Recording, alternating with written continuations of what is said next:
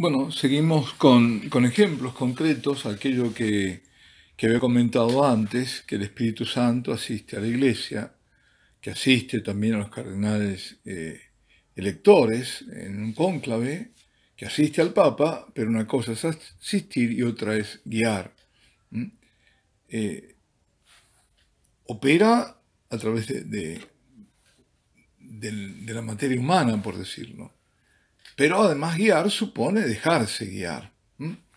Y aquí estamos en el ámbito de la libertad humana. ¿Mm? Y también en el caso de los hombres de la Iglesia, se trata de ser dóciles a las inspiraciones. Y para ser dóciles a las inspiraciones, primero, por supuesto, cuentan con la gracia de Estado que lo hemos comentado alguna vez, pero además tienen que contar con la oración, ¿no? Porque es ahí donde también se manifiesta y donde se abre la mente, se abre el corazón, es iluminado el que tenga que elegir o el que tenga que guiar. Bien, hablamos entonces del caso del Papa Liberio. Ahora vamos a tratar otros dos casos. No sé, no creo que me va a dar suficiente tiempo para tratar los dos, pero bueno, hacemos lo que podemos. Uno es el del caso del Papa Honorio I. Y este caso está vinculado al monotelismo. Palabra rara, ¿no? Bueno, veremos de qué se trata. El Papa, que por primera vez lleva el nombre de Honorio, muere en Roma en el año 638 y es el Papa número 70 de la Iglesia Católica. Había asumido el pontificado en el año 625, es decir, que fue Papa durante 13 años. Ahora, ¿qué es el monotelismo? Bueno, el monotelismo de monos, uno, telos es voluntad, teleos, ¿no? Es sostener que en Jesucristo había una sola voluntad. Ahora, veamos bien de dónde viene todo esto. El emperador Heraclio, en el año 627, vemos que todo es contemporáneo, apenas 2 años después de haber iniciado el pontificado Honorio, digo que este emperador Heraclio reconquista las provincias bizantinas de Siria, de Palestina y de Egipto. Estas provincias que pertenecían al imperio bizantino habían caído en manos de los persas. Y ahora algo excursus. Del saqueo a las iglesias que hacen los persas, que habían dominado toda esa zona, se salva la Basílica de la Natividad en Belén. ¿Por qué? Porque estaban representados los magos venidos de Oriente y los reconocieron como antepasados suyos, que eran seguidores de Zoroastro. Es curioso y además hasta, a veces puede ser hasta divertido cómo obra a veces la providencia. Bueno, sigo. En estas provincias la mayoría era monofisita. ¿Qué quiere decir monofisita? Viene de monos, uno, fisis, naturaleza, una sola naturaleza. Es decir, que reconocían en Jesús una sola naturaleza, la divina. Pero atención, no son gnósticos que dicen que en Jesús lo humano era solo apariencia, sino dirán incluso y posteriormente que la naturaleza divina absorbió a la naturaleza humana en el Señor. Es decir, en ellos hay confusión de naturalezas, se confunden las dos naturalezas.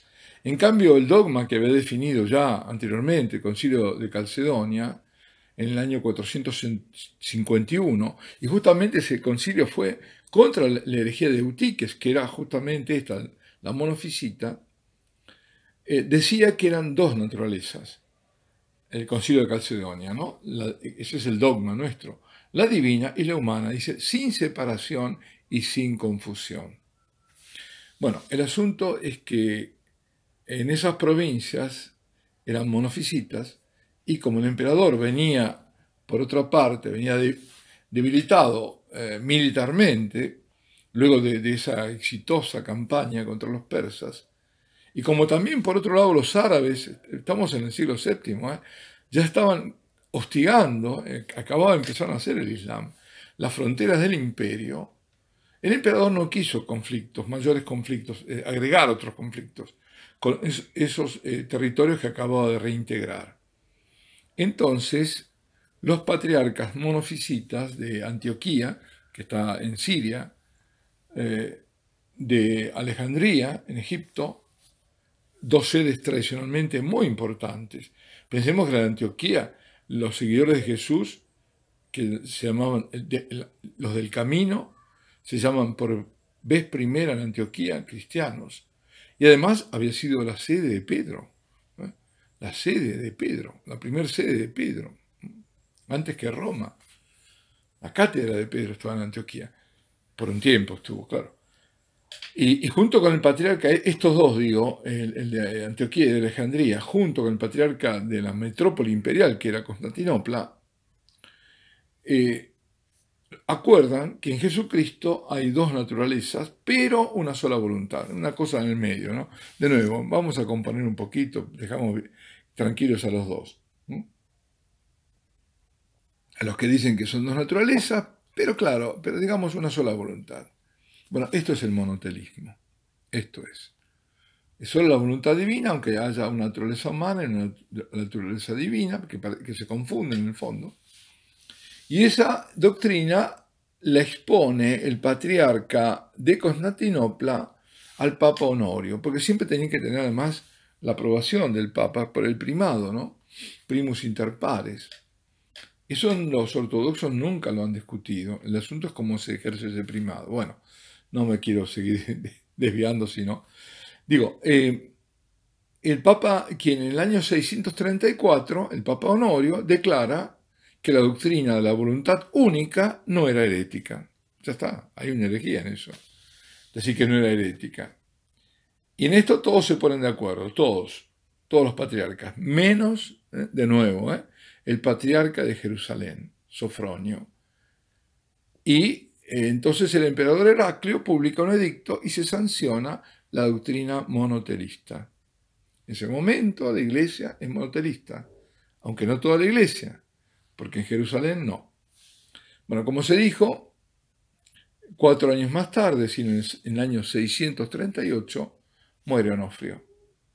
Y el sexto concilio ecuménico, que es celebrado en Constantinopla, y que es el tercero de Constantinopla, otro excursus. Los 7 primeros concilios ecuménicos son aceptados por la Iglesia Católica y por la Iglesia Ortodoxa. Son aceptados por ambas.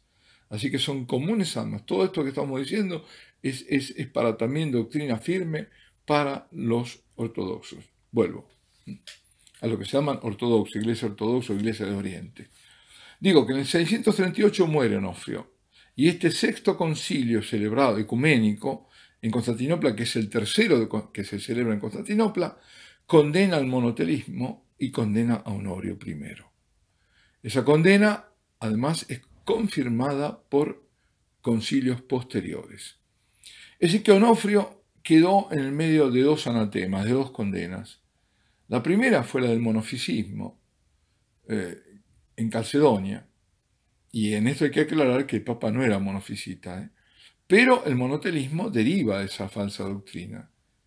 Y es la posterior a su muerte, esa es la otra condena del monotelismo en sí. El error doctrinal lo cometió, aunque se podría arguir que en su momento no fue declarado como herejía formal. Lo que interesa es ver que a veces, pese a que es garantizada la asistencia del Espíritu Santo, este no es siempre oído, y ello por las razones que fuera. No vamos a entrar en razones por qué fue. La cuestión es que hubo una herejía. Está bien, con los atenuantes que se quiera, es declarado después, bueno, lo que sea, pero era una herejía. Y eso le pasó al Papa Onofrio I. Alabado sea Jesucristo, sea por siempre bendito y alabado.